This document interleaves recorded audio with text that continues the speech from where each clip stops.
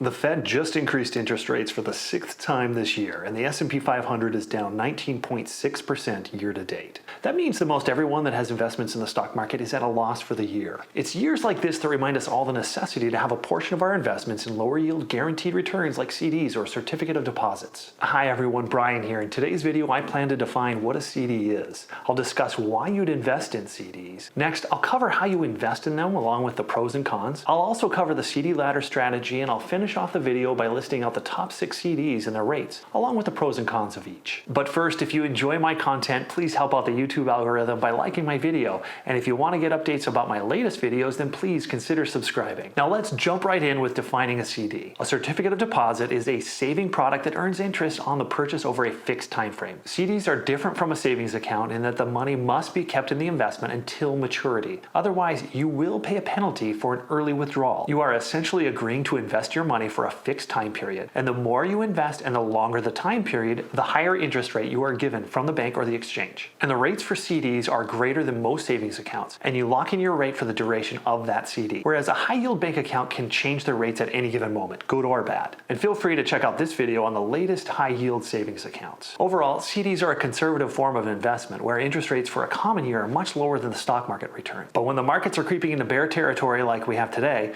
then CDs are a safer investment where you know what your outcome will be. Everyone's life situation is different, and safe investments like CDs may not be for everyone, and I certainly do not recommend that you invest all your money into one particular security or a strategy. Diversification is your best friend, and depending on where you are at in your investment journey, a percentage of your investments into safer securities like CDs, treasuries, and bonds isn't a bad route to go. When you buy a CD, you are agreeing to 4 key things. 1. The interest rate is agreed upon and locked in.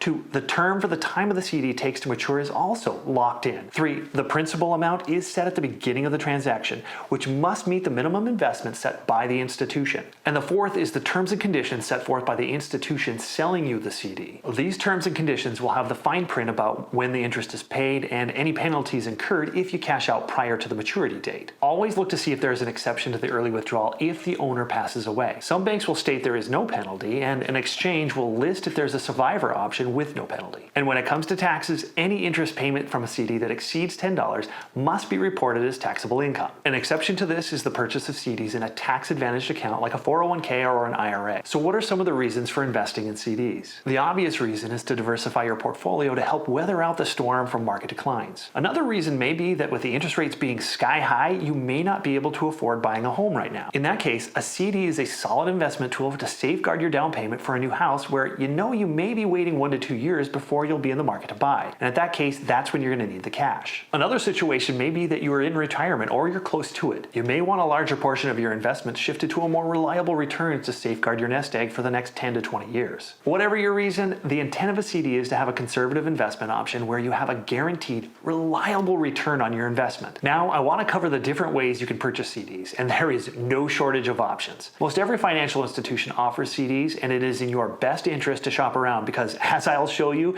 they varied greatly. One of the easiest options for purchasing a CD is through your current bank or your credit union. As an example, let's say that you bank with Ally, where you get a 2.5% return on your savings account. But you want to invest in a CD where you know you can get a better rate than your savings account, so long as you're willing to tie up your funds for a longer period of time. In looking at Ally, they offer CDs starting at 3 months and going up to 5 years. In this case, the 3-month pays only 1.5% APY, which is lower return than the savings account. But when you go up to 6 months, it is 2.75%. 9 months is 2.85%. 12 months is 3.75%, and it goes on and on. Please recognize that all rates of returns are based on the annual percentage yield. If a maturity of a CD is less than a year, then you need to divide the APY by 12 to get the monthly rate, and then you multiply that monthly rate by the number of months in your specific CD. Overall, you'll see that the sweet spot for CDs paying the best interest is around the 1 or 2 year mark. If you go beyond 2 years, you simply don't see large enough return to lock up your money for that long time, unless you implement a ladder strategy. Purchasing CDs from your existing bank or credit union is relatively easy if it's all online. Some smaller credit unions may require that you come in to make the purchase of a CD, so please keep that in mind. When a CD hits maturity date with most banks, it automatically renews into another CD. But banks often offer a grace period of several days where you can choose to either let it renew, close the CD, or add more money to the CD. If you choose to cash in your CD before it matures, then more than likely you're going to incur a penalty. In the example with Ally, the longer the CD maturity date, the greater the penalty for the early withdrawal. In this case, if you cash in a CD that was to mature in 3 years, you'd have to pay back 90 days worth of interest. And if you are cashing in a 3-year CD within the first 90 days of owning it, you'll actually be losing money because the penalty will exceed the amount of interest that you've actually earned. The second method for purchasing CDs is from an exchange like Fidelity. This is my personal preferred method. With an exchange, you have the option of purchasing new CDs or CDs from the secondary market. In either case, an exchange has over 100 options from all types of different institutions. If you don't have time to shop around with individual banks, then an exchange is great for seeing dozens of options all in one place. You can see that the 1-year new CD is available for 4.75%, which is a full 1% better than what we saw in Ally. But you need to look up that offer to see the fine print to make certain that it meets all of your needs. Most all CDs on a site like Fidelity has a minimum purchase of $1,000, which is 1 bond equivalent at Fidelity. If you buy 5 bonds in a specific CD, then you are committing to $5,000 invested in that CD. Another good thing with an exchange like Fidelity, they also offer fractional shares, meaning there are some CDs where you can invest a minimum of $100 instead of the typical $1,000. The downside is that fractional share CDs tend to have a lower return than the full CD where you meet all the requirements. When looking at CDs, you'll want to verify the pay frequency, which is the timing when the interest is paid. These can vary from monthly, quarterly, every 6 months, or at the time of maturity. Another feature that Fidelity offers is to have the CD auto roll, where the CD will be reinvested into another like CD when the CD matures. Fidelity does not charge a trade fee for purchasing new CDs,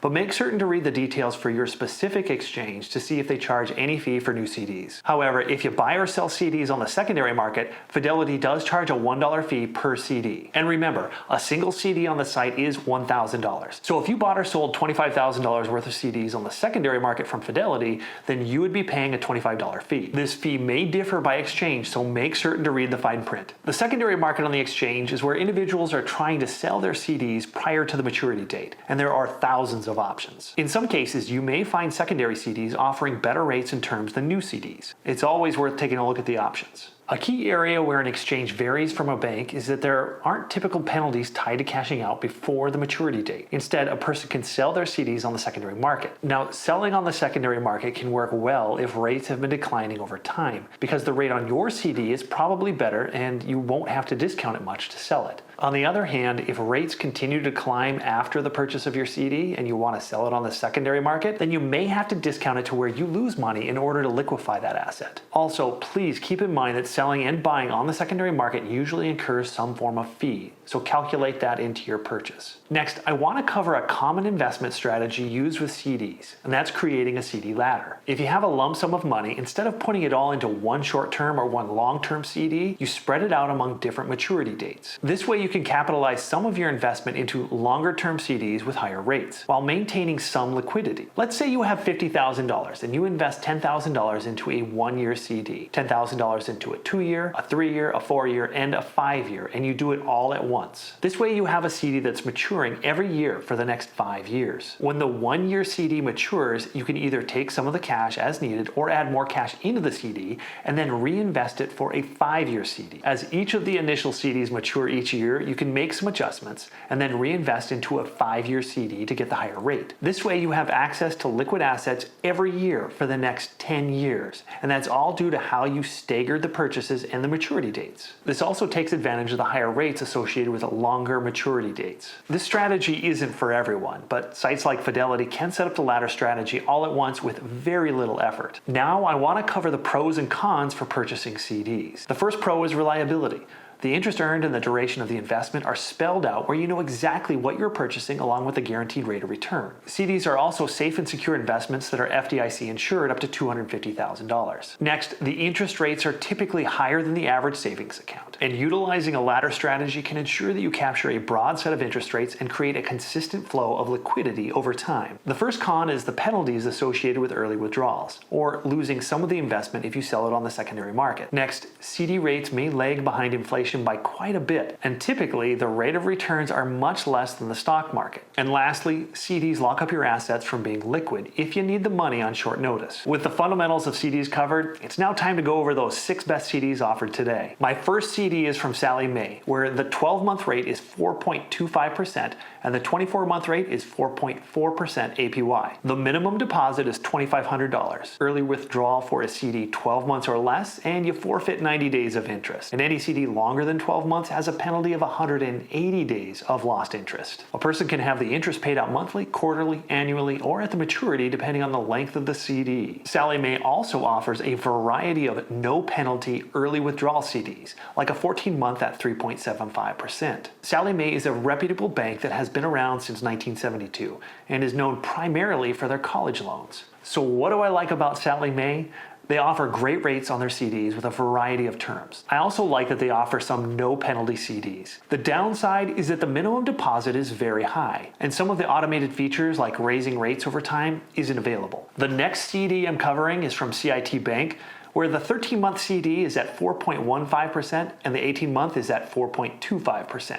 The interest is compounded daily and paid out monthly, and the minimum deposit is $1,000. What I like about CIT Bank is that they offer some CDs that have no early withdrawal penalties, and their site makes setting up beneficiaries very easy. As a PSA, if your bank or financial institution does not have an option to set up beneficiaries, then when you pass away, your bank will transfer through your will and then through a probate law, which then could become very complicated. In my opinion, having a beneficiary option from the financial institution is the best option to have. Now, some of the things I don't like about CIT Bank is that it isn't the best rate available for their CDs or savings accounts. It's tough to justify setting up an account if it doesn't offer the best rate or tie in with other products that you get value from. Another thing I didn't love about CIT is that their CDs go for odd time frames like 13 months and 18 months. That's not horrible, but it's not easy to create a ladder strategy with those types of time frames. The third CD is from Capital One with a 1-year rate of 4% and a 2-year rate of only 4.1%. There's no minimum deposit for buying a CD, and they are flexible when the interest is paid out either monthly, annually, end of term, etc. And they have a limit of a max CD purchase of $1 million,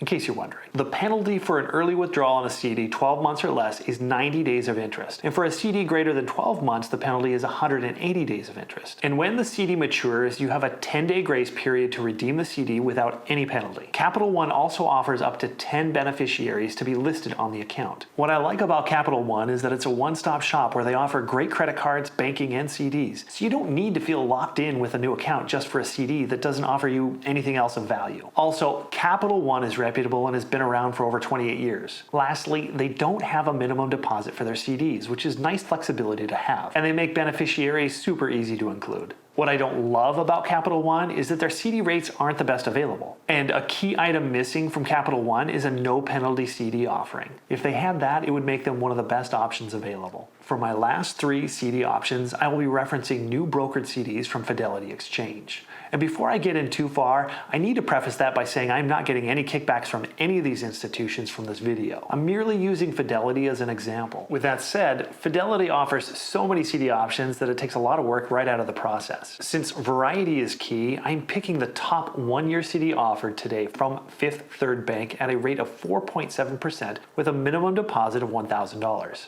Of all the CD rates that I've seen across all the different banks and the credit unions, Fidelity offered me the highest rate that I could find. And the process was incredibly easy. I just click on the 1-year CD option and it lists all the different banks and the rates that are available. Since I'm covering the last 3 CDs from Fidelity, I'll wait to share what I like and don't like about the process after I cover the last CD. And with that, the next CD on Fidelity that offers the best 2-year rate is the UBS Bank at 4.9%.